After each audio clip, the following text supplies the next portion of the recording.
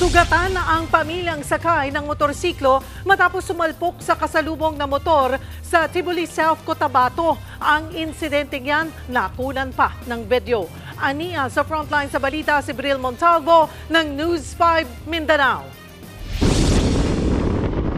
Binabaybay ng mga motor rider ang kalsada na yan sa barangay Tibolok sa bayan ng Tiboli sa South Cotabato noong linggo.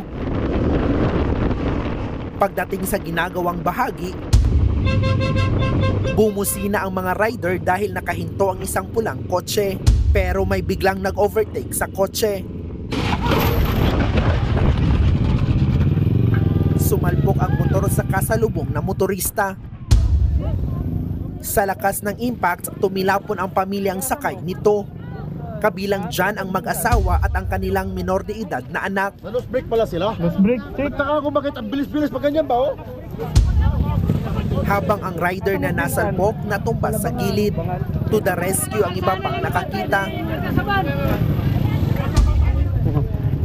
Kaya. Ayaw pag sakit, ayaw lang pa na.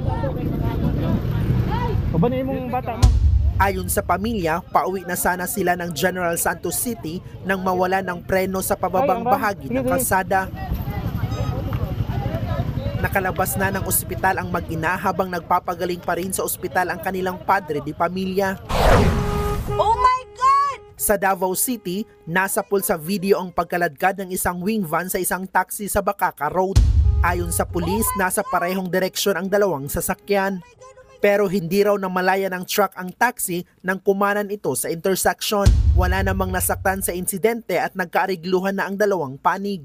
Nagbabalita mula sa frontline, Bril Montalvo, News 5, Mindanao.